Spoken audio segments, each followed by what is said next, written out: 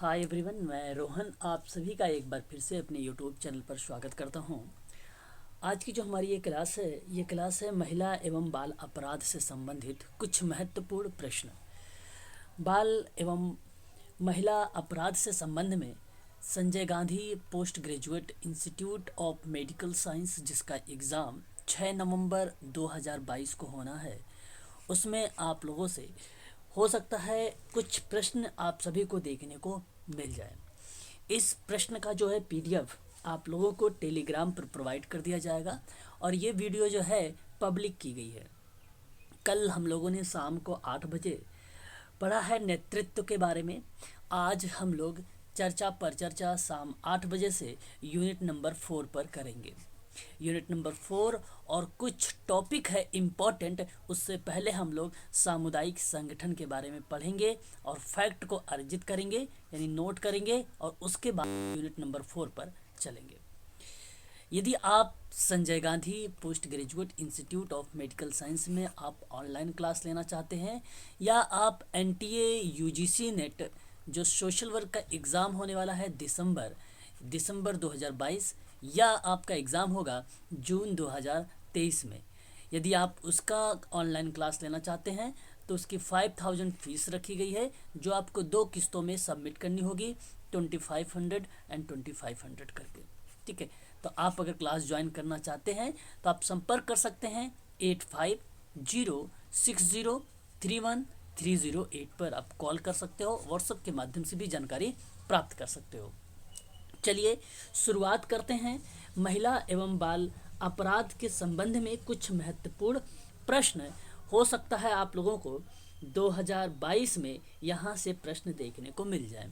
तो पहला प्रश्न हमारे सामने ये है कि बाल अपराध निषेध अधिनियम कब लागू हुआ। ये प्रश्न इम्पोर्टेंट है, कई बार एग्जाम में पूछा जा चुका है ये। तो इसका सही जवाब होगा यहाँ पर 2007। ऑप्शन नंबर ए आपका ये है 2010, ऑप्शन बी है 2007, ऑप्शन सी है 2008, ऑप्शन डी है 2009। तो यहाँ पे ऑप्शन बी करेक्ट हो जाएगा 2007। बाल विवाह निषेध अधिनियम 2007 में लागू हुआ था। बात करेंगे नेक्स्ट सवाल पर। बाल एवं किशोर श्रम प्रतिषेध एवं विनिमय अधिनियम कब पारित हुआ है। ये बाल और किशोर श्रम से संबंधित है। प्रतिषेध और विनिमय अधिनियम कब पारित हुआ है। इस प्रश्न का सही जवाब 1986 यानी 1986 है। आपका ये वाला ऑप्शन करेक्ट माना जाएगा, ऑप्शन नंबर सी। बात करेंगे भारतीय दंड संहिता कब लागू हुआ। ऑप्शन ए में 1860, ऑप्शन बी में 1950, ऑप्शन सी में 1872, ऑप्शन डी में 1961। तो भारतीय दंड संहिता कानून कब लाया गया। आप यहाँ पे सही जवाब लगाएंगे 1860, ऑप्शन नंबर पहला करेक्ट हो जाएगा। सबसे पहले किशोर न्याय अधिनियम अस्तित्व में कब आया। तो सबसे पहले किशोर न्याय अधिनियम अस्तित्व में कब आया। Option A 1965, option B 1995, option C 1986, option D 2007। तो इसका जो सही जवाब हो जाएगा ऑप्शन नंबर, अगर हम बात करें यहाँ पे 1986। सबसे पहले किशोर न्याय अधिनियम अस्तित्व में कब आया था। तो 1986 में आया था। ऑप्शन नंबर आपका सी वाला करेक्ट हो जाएगा। बात करें नेक्स्ट सवाल पर कि जो है घरेलू हिंसा से महिलाओं का संरक्षण अधिनियम पारित कब किया गया। तो घरेलू हिंसा से महिलाओं का जो संरक्षण अधिनियम है यह 2005 में पारित किया गया था। ऑप्शन नंबर आपका यहाँ पे सी करेक्ट हो जाएगा। बाल विवाह निषेध अधिनियम 2006 को निम्न में से कहा जाता है। क्या आप इसका सही जवाब देंगे। शारदा एक्ट के नाम से जाना जाता है। ज्योत्सना एक्ट नहीं है ये, ना ही बालिका बधू एक्ट है, ना ही नेहरू एक्ट है। यहाँ पर याद रखिएगा कि बाल विवाह निषेध अधिनियम जो 2006 का है उसे कहा जाता है शारदा एक्ट। ऑप्शन आपका सी करेक्ट हो जाएगा। घरेलू हिंसा में या घरेलू हिंसा से महिलाओं का संरक्षण अधिनियम कब लागू हुआ है। यह प्रश्न आपके सामने है। इसका सही जवाब होगा 26 अक्टूबर 2006। ऑप्शन नंबर आप देखिए यहाँ पर बी में लिखा हुआ है 26 अक्टूबर 2006। ऑप्शन नंबर बी आपका करेक्ट होगा। बात करें तो विच हंटिंग एक्ट कब लागू हुआ? विच हंटिंग एक्ट कब लागू हुआ? ये वर्ष 2015 को लागू हुआ। ऑप्शन नंबर आपका ये सी वाला करेक्ट हो जाएगा। बात करें निम्नलिखित में से कौन सा अधिनियम घरेलू हिंसा से महिलाओं के संरक्षण से संबंधित है? तो आपका यहाँ पे सही जवाब हो जाएगा कि घरेलू हिंसा से महिलाओं का संरक्षण अधिनियम जो 2005 वाला है, या अधिनियम घरेलू हिंसा से महिलाओं के संरक्षण से संबंधित है। ऑप्शन नंबर आपका यहाँ पे सी करेक्ट मान लिया जाएगा। बात करेंगे नेक्स्ट सवाल पर। दहेज प्रथा पर प्रतिबंध लगाने हेतु देश में दहेज निरोधक अधिनियम, प्रश्न अच्छा है, ये लागू कब हुआ था? ये प्रश्न हो सकता है आप लोगों से एग्जाम में पूछा जा सकता है। तो 20 मई आपका 1961 यानी 20 मई 1961 is the right answer. Option number यहाँ पर बी वाला करेक्ट होगा। ये प्रश्न पर स्टार लगा लीजिए, ये सवाल इंपॉर्टेंट है आप सबके लिए। बात करते हैं महिलाओं को लाभान्वित करने हेतु मातृत्व लाभ अधिनियम कब लागू किया गया? ये भी सवाल अच्छा है, एग्जाम में कई बार प्रश्न पूछा गया है यूजीसी में। तो 1961 इज द राइट आंसर हो जाएगा, 1961। बात करें जो बालक अपनी संस्कृति और समाज के नियमों की अवहेलना करे, उससे समाज विरोधी आचरण करते हैं, वह क्या होगा? यहाँ पे सही जवाब क्या माना जाएगा? तो बाल अपराध माना जाएगा या बाल अपराधी माना जाएगा। ऑप्शन नंबर आपका डी करेक्ट रहेगा। बात करें नेक्स्ट सवाल पर कि देश में बाल अधिकारों के संरक्षण हेतु राष्ट्रीय आयोग की स्थापना कब की गई? सवाल बहुत ही अच्छा है, इम्पोर्टेंट है। ये 2007 में राष्ट्रीय आयोग की स्थापना की गई है, याद रखिएगा। ऑप्शन नंबर सी देखिए, आपका सी ऑप्शन करेक्ट रहेगा। बात करेंगे जिसमें बालक को निशुल्क एवं अनिवार्य शिक्षा का अधिकार अधिनियम पारित हुआ है, वह सही जवाब क्या माना जाएगा? 1 अप्रैल 2010 को माना जाएगा। ऑप्शन नंबर पहला वाला ही करेक्ट हो जाएगा। यूनिसेफ द्वारा हर वर्ष बाल श्रम नीति निषेध दिवस कब मनाया जाता है? यूनिसेफ के द्वारा हर वर्ष बाल श्रम निषेध दिवस कब मनाया जाता है? इसका सही जवाब हो जाएगा 12 जून को मनाया जाता है। कब मनाया जाता है? 12 जून को। ऑप्शन नंबर आपका सी करेक्ट मान लिया जाएगा यहाँ पर। बात करेंगे आईपीसी धारा 326A और 326B कब डाली गई थी? आईपीसी की धारा जो है 326A और 326B को कब डाला गया था? तो ये 2013 को डाला गया था। ऑप्शन नंबर पहला ही करेक्ट जवाब हो जाएगा। किस वर्ष को भारतीय सरकार द्वारा महिला सशक्तिकरण वर्ष के रूप में घोषित किया गया? ये भी सवाल इम्पोर्टेंट है। तो किस वर्ष भारतीय सरकार के द्वारा महिला सशक्तिकरण जो है किस वर्ष घोषित किया गया? तो 2001 में घोषित किया गया था। ऑप्शन नंबर आपका यहाँ पर बी करेक्ट हो जाएगा। पोक्सो कानून अधिनियम के तहत धारा 22 का संबंध किससे है? ये भी सवाल इम्पोर्टेंट है। पोस्को एक्ट जो 2012 का है, उससे संबंध में धारा 22 की बात करें तो बहुत इम्पोर्टेंट है। यहाँ पे पोस्को एक्ट आपको बताता है झूठी रिपोर्ट दर्ज करवाने के परिप्रेक्ष्य में। ऑप्शन नंबर आपका सी करेक्ट रहेगा यहाँ पे। आईपीसी की धारा 499 का संबंध किससे है? यानी 499 की अगर हम बात करें यहाँ पे, यह इसका जो संबंध बनेगा ईमेल के माध्यम से संदेश भेजना बनेगा। ऑप्शन नंबर आपका यहाँ पर बी करेक्ट माना जाएगा। बात करते हैं नेक्स्ट सवाल के बारे में। लैंगिक अधिनियम 2013 में धारा 13 के अंतर्गत कौन सा आता है? यहाँ पर अगर हम बात करें लैंगिक अधिनियम 2013 में जो धारा 13 है वो जांच रिपोर्ट आती है। ऑप्शन नंबर आपका सी वाला करेक्ट रहेगा।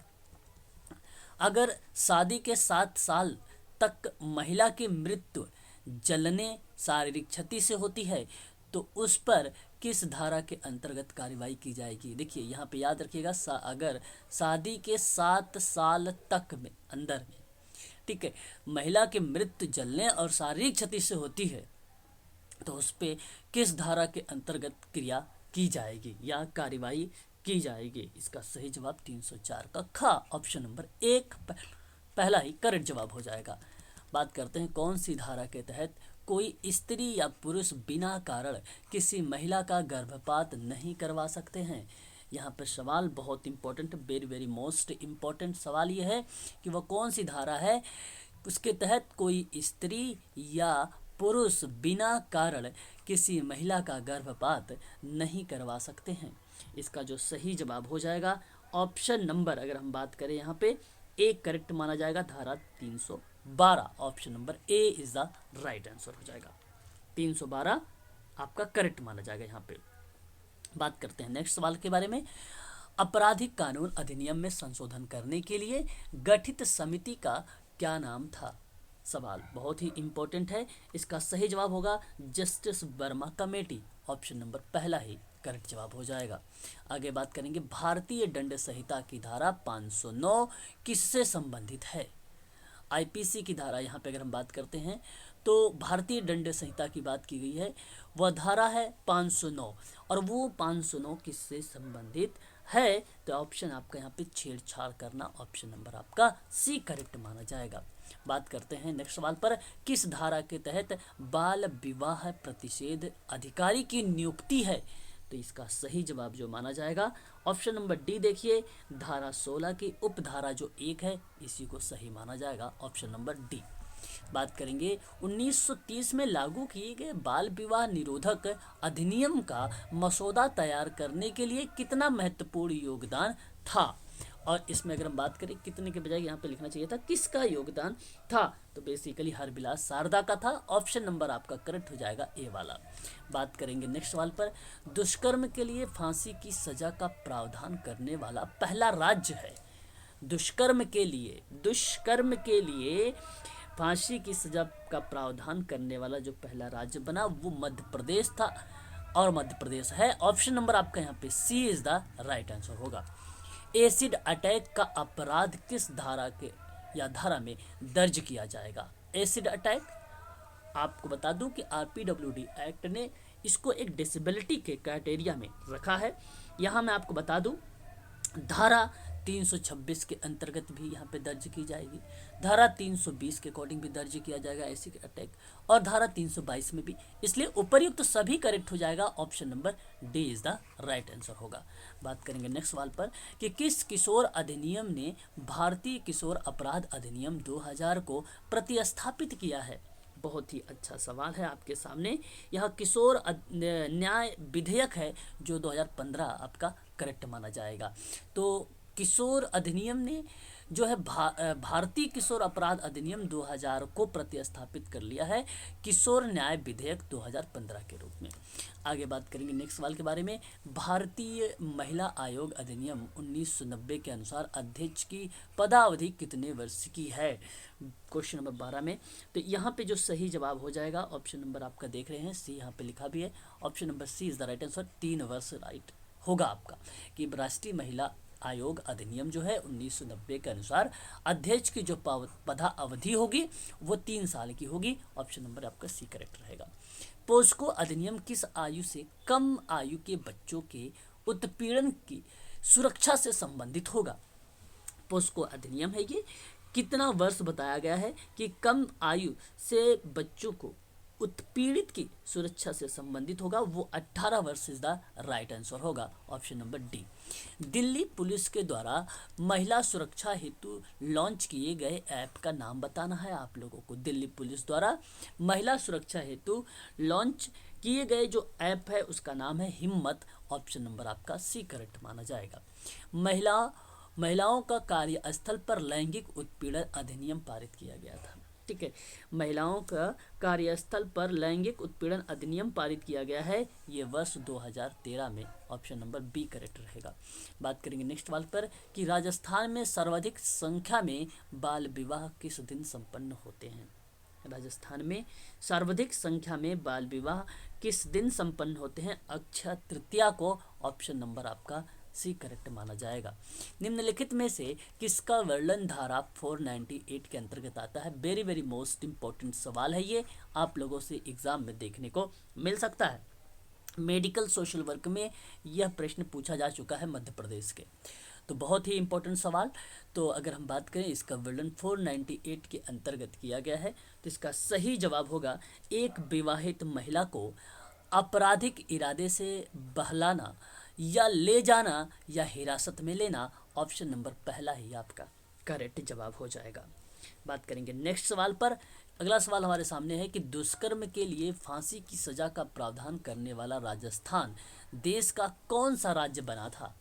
तो आपको भली भांति तरीके से पता है कि पहला मध्य प्रदेश बना था, तो दूसरा आपका जो बनेगा वो राजस्थान का बनेगा। ऑप्शन नंबर आपका बी वाला करेक्ट माना जाएगा। अभी सवाल था पहले पर हमने बात कर लिए थे।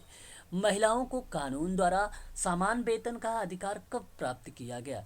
अच्छा सवाल ये भी है, महिलाओं को कानून द्वारा समान वेतन का अधिकार कब प्राप्त किया गया। 1976 में। ऑप्शन नंबर आपका बी सही माना जाएगा।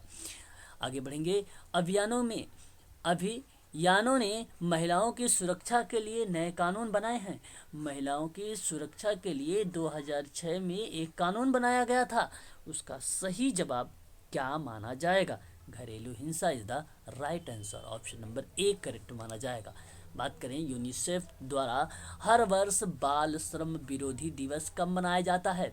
यूनिसेफ के द्वारा हर वर्ष बाल श्रम विरोधी दिवस की बात किया जा रहा है, तो 12 June is the right answer. अभी ये क्वेश्चंस आप लोगों को रिपोर्ट हो गया। बात करते हैं कि किशोर न्याय अधिनियम को देश भर में कब लागू किया गया है। किशोर न्याय अधिनियम अगर हम बात करें देश भर में कब लागू किया गया, तो 2000 में लागू किया गया। ऑप्शन नंबर आपका बी करेक्ट रहेगा। अगर 18 वर्ष से अधिक उम्र का व्यक्ति आत्महत्या का प्रयास करता है तो किस आईपीसी की धारा के तहत मुकदमा दर्ज होता है। क्वेश्चन इंपॉर्टेंट है, इसे भी आप सभी लोग ध्यान रखिएगा। अगर 18 वर्ष से अधिक उम्र का व्यक्ति है आत्महत्या का प्रयास करेगा तो आईपीसी की धारा कौन सी है जिसके तहत आप मुकदमा दर्ज कर सकते हैं। धारा 306 इज द राइट आंसर हो जाएगा। ऑप्शन नंबर पहला। बात करेंगे निम्नलिखित में से कौन सा अधिनियम दहेज प्रथा को प्रतिबंधित करने के लिए बनाया गया है। आप सबको भली भांति तरीके से मालूम होगा। डॉर्फी प्रोहिबिशंस एक्ट आपका यहाँ पे करेक्ट जवाब हो जाएगा। प्रोहिबिशन एक्ट है ये 1961 का। ठीक है याद रखिएगा। ड्वारी यहाँ पे अगर हम बात करें तो ड्वारी प्रोहिबिशंस एक्ट है जो 1961 करेक्ट माना जाएगा। दहेज प्रथा के प्रतिबंध के लिए बनाया गया है। ऑप्शन नंबर आपका बी करेक्ट रहेगा। खोया पाया पोर्टल का आरंभ किस वर्ष हुआ है। खोया पाया अगर हम बात करें पोर्टल है, इसका आरंभ किस वर्ष हुआ है। 2015 को हुआ है। संविधान के किस अनुच्छेद में बताया गया है 14 वर्ष से कम आयु के बच्चों को कितने कारखाने, याद रखिएगा, और अन्य खतरनाक उद्योगों के नियोजन पर प्रतिबंध लगाया गया है। धारा आप यहाँ पे बात करें तो बताया गया है कि कितने कारखाने में, तो ये 24 इज द राइट आंसर हो जाएगा। ऑप्शन नंबर आपका यहाँ पे करेक्ट माना जाएगा बी वाला 24। यूनिसेफ के अनुसार बच्चों के विरुद्ध हिंसा हो सकती है, तो यहाँ पे किस टाइप की हिंसा हो सकती है। तो शारीरिक रूप में अगर देखा जाए दुर्व्यवहार के रूप में भी हो सकता है, मानसिक दुर्व्यवहार के रूप में हो सकता है, उपेक्षा और अशिष्ट व्यवहार के रूप में भी हो सकता है। यानी ऑप्शन नंबर डी उपर्युक्त सभी के सभी करेक्ट माने जाएंगे। भारत सरकार द्वारा यूनिसेफ के बाल अधिकारों पर हुए अभिसमन, जिसको convention on the rights of the child को अभी सभी करती कब प्रदान की गई थी। तो यह सही जवाब माना जाएगा। 1992 इज द राइट आंसर। 1992। घरेलू अगर आगे बात करते हैं घरेलू हिंसा में महिलाओं का संरक्षण अधिनियम 2005 में समाहित है। घरेलू हिंसा में महिलाओं का संरक्षण अधिनियम 2005 में समाहित है। तो 5 अध्याय 37 धाराएं इसमें क्या है समाहित की गई हैं। ऑप्शन नंबर पहला करेक्ट हो जाएगा। राष्ट्रीय अपराध रिकॉर्ड ब्यूरो 2018 की रिपोर्ट के अनुसार राजस्थान मानव तस्करी किस स्थान पर है। वेरी वेरी मोस्ट इम्पोर्टेंट सवाल है ये। आप लोगों से लखनऊ में ये सवाल पूछा जा सकता है। ठीक है। अब राष्ट्रीय अपराध रिकॉर्ड ब्यूरो 2018 की रिपोर्ट के अकॉर्डिंग राजस्थान मानव तस्करी में किस स्थान पर है। इसका सही जवाब 6वां स्थान हो जाएगा। Option number B is the right answer. धारा 366 के अंतर्गत अपराध के गठन के लिए क्या आवश्यक नहीं है। क्या आवश्यक नहीं है, याचना अथवा अनुनय। ऑप्शन नंबर आपका सी करेक्ट रहेगा। यहाँ पे धोखा, बल प्रयोग और विवश करना बेसिकली धारा 366 के अंतर्गत अपराध को गठित के रूप में कहा गया है। लेकिन ऑप्शन नंबर जो सी है याचना और अनुनय ये नहीं कहा गया है। ऑप्शन नंबर सी सही रहेगा। बाल अपराध अधिनियम के तहत किस न्यूनतम उम्र के बच्चों से कार्य करवाना अपराध माना जाता है। अपराध माना जाता है? सही जवाब इसका होगा 14 वर्ष। न्यूनतम वर्ष की बात किया था तो 14 वर्ष इज द राइट आंसर होगा। एकीकृत बाल विकास सेवा योजना की शुरुआत कब हुई है? एकीकृत बाल विकास सेवा योजना की शुरुआत 1980 में 1980 में हुई है। ऑप्शन नंबर बी करेक्ट रहेगा। भारत में मी टू अभियान किससे संबंधित है? वेरी वेरी मोस्ट इंपॉर्टेंट सवाल, इंपॉर्टेंट है ये, स्टार लगा लीजिएगा। इसका जो सही जवाब हो जाएगा महिलाओं से है। ऑप्शन नंबर सी करेक्ट जवाब होगा। आगे सवाल बढ़ेंगे। भारतीय दंड संहिता 1860 की कौन सी धारा बालकों के प्रति किए गए अपराधों से संबंधित या संबंध में विधान करती है?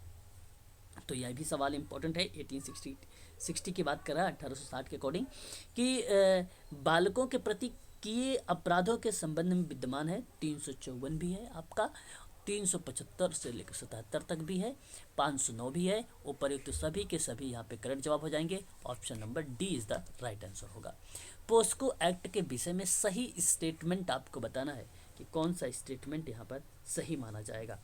देखिए, यह बच्चों को यौन आक्रमण और यौन उत्पीड़न तथा पोर्नोग्राफी के अपराधों से संरक्षण प्रदान करता है। तो पहला स्टेटमेंट सही है पोस्को एक्ट के बारे में।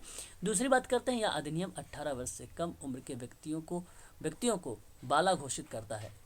और ऑप्शन नंबर ये भी सही है आपका। ऑप्शन नंबर अगर सी की बात करते हैं, इस कानून में अपराध करने के प्रयास को भी दंड हेतु एक अपराध माना जाता है। ये भी आपका सही है। उपयुक्त सभी आपके यहाँ पे करेक्ट माने जाएंगे, याद रखिएगा पोस्को एक्ट के विषय में।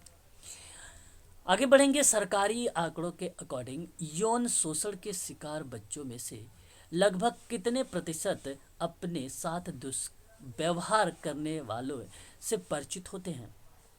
तो सरकारी आंकड़ों के अनुसार बताया गया है कि यौन शोषण के शिकार बच्चों में से लगभग कितने प्रतिशत, लगभग 90% अपने साथ दुर्व्यवहार करने वाले से परिचित होते हैं। ऑप्शन नंबर आपका सी करेक्ट माना जाएगा।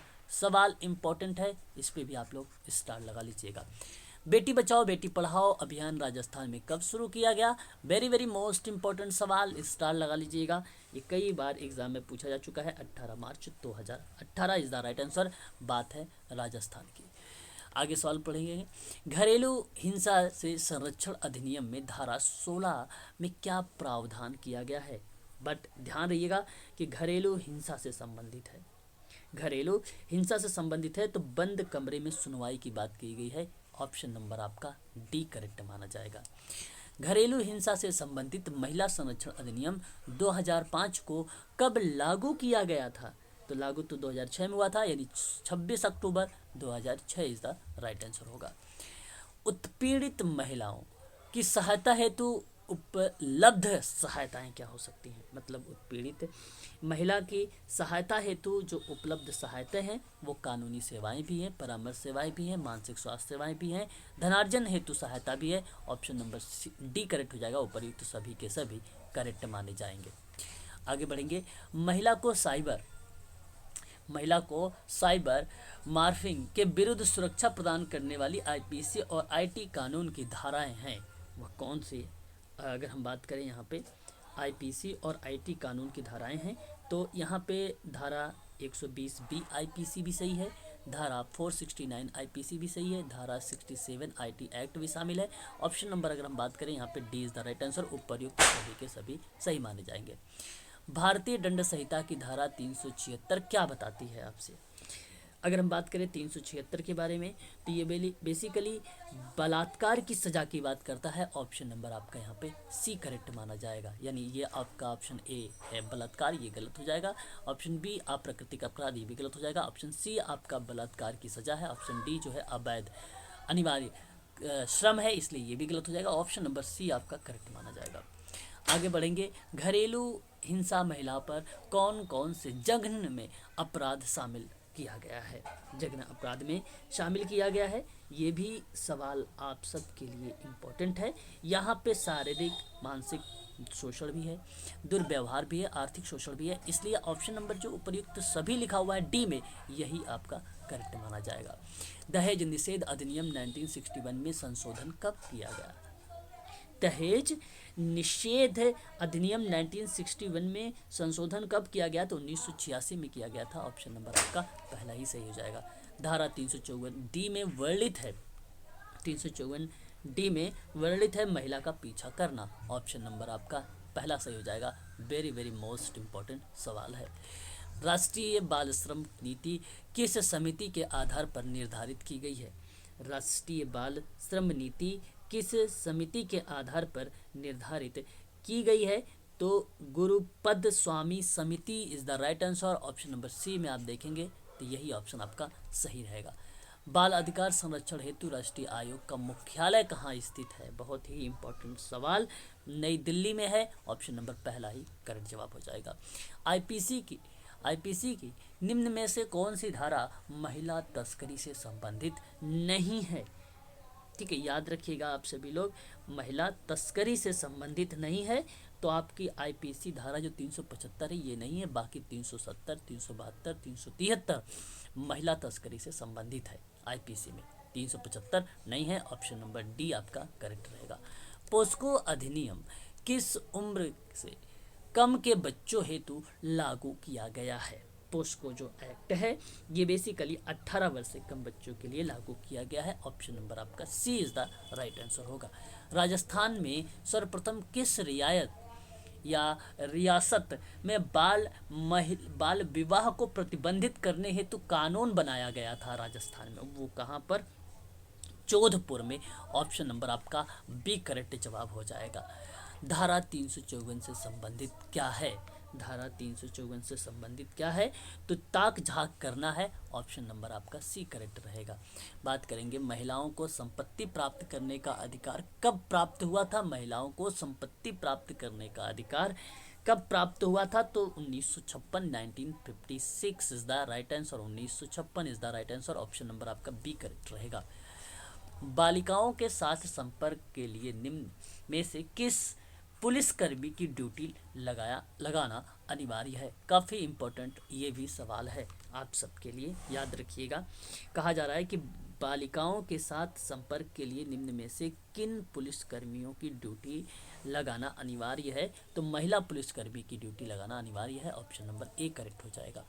बाल श्रम के दुष्प्रभाव से संबंधित कारक क्या हो सकते हैं?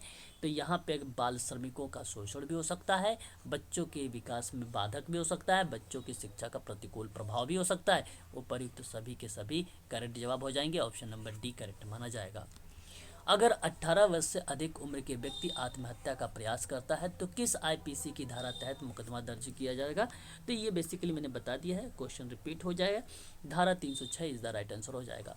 बात करेंगे नेक्स्ट कि लैंगिक अपराधों से बालकों की सुरक्षा अधिनियम पोस्को संसद में किस वर्ष पारित किया गया? किस वर्ष पारित किया गया? अभी मैंने बताया भी था, वर्ष 2012 is the right answer. Option number C. IPC की धारा कौन सी है जहाँ पे साइबर स्टैकिंग के विरुद्ध महिला की सुरक्षा प्रदान करती है? आपको बताना है। इसका सही जवाब धारा 354 होगा, धारा 509 या धारा 376 या धारा 377। यहाँ पे अगर हम बात करें कि साइबर स्टैकिंग के विरुद्ध महिला का सुरक्षा प्रदान करती है, धारा 509। Option number B is the right answer हो जाएगा। बात करते हैं जम्मू कश्मीर में घरेलू हिंसा से महिलाओं का संरक्षण अधिनियम 2005 कब लागू हुआ? 2005 कब लागू हुआ? तो 31 October 2019 is the right answer. Option number C correct माना जाएगा। बात करेंगे नेक्स्ट सवाल पर। प्रसव पूर्व लिंग जांच अधिनियम, बहुत ही इंपॉर्टेंट सवाल, इस पे आप सभी लोग स्टार लगा लीजिएगा। प्रसव पूर्व लिंग जांच अधिनियम कब लागू किया गया है? तो 1 जनवरी 1996। ऑप्शन नंबर आपका B is the right answer हो जाएगा। ठीक है, तो ये आज के जो सवाल थे Sanjay Gandhi post graduate institute and आपको बता दूं एनटीए यूजीसी नेट जिसका एग्ज़ाम आपको अगर हम बात करें तो दिसंबर 2022 और 2023 जून 2023 के संबंध में ये प्रश्न आप लोगों से पूछे जा सकते हैं। बहुत ही इम्पोर्टेंट सवाल थे।